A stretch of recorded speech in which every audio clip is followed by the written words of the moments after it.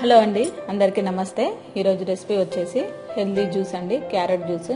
Carrot జ్యూసే కదా, అందరికీ తెలిసిందే కదా అనుకుంటాం. కానీ దాంట్లో ఏం వేస్తే మనకి చాలా బాగా ఉపయోగపడతాయి. అలాగే మనకి స్కిన్ కూడా ఫెయిర్నెస్ రావడానికి చాలా ఉపయోగపడుతుందండి. కడుపులో కూడా ఇండైజెషన్గా ఉన్నా కానీ మనకి మంచి హెల్దీ జ్యూస్ తయారు చేసుకోవడం కొంచెం మనం నేర్చుకుంటే ఈజీగా ఉంటుందన్నమాట. నాకు తెలిసిన విధంగా నేను ఈ జ్యూస్ని చూపిస్తున్నాను. క్యారెట్ తురుముని ఒక 10-15 తీసుకొని తురమండి, లేదంటే ముక్కలుగా చేసినా పర్వాలేదు. ఇలా తురిమితే ఏంటంటే త్వరగా మనకి జ్యూస్ రెడీ అవుతుంది అనమాట.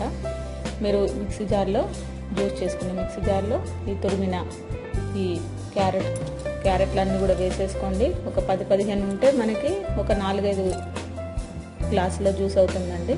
అలాగే అల్లం ముక్కలు కూడా ఒక 4 వేసుకోండి.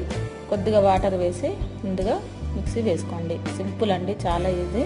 ఇలా మిక్సీ వేసిన తర్వాత దీంట్లో మీరు ఒక సపరేట్ బౌల్లోకి తీసుకొని నిమ్మరసం కూడా వేసేసుకోండి. దీంట్లోనే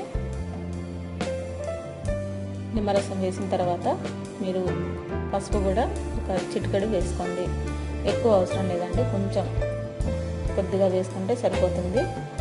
దీన్ని కంప్లీట్గా నిమ్మరసం అలాగే ఈ పసుపు కూడా బాగా కలిసేలాగా కలపండి.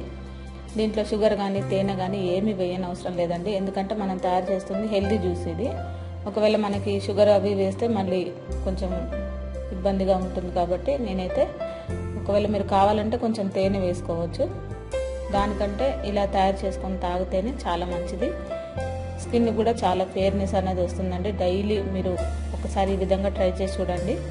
రెగ్యులర్గా పిల్లలకు కానీ పెద్దవాళ్ళకి కానీ మనకి ఈ ఎండాకాలంలో బాగా ఉపయోగపడుతుంది.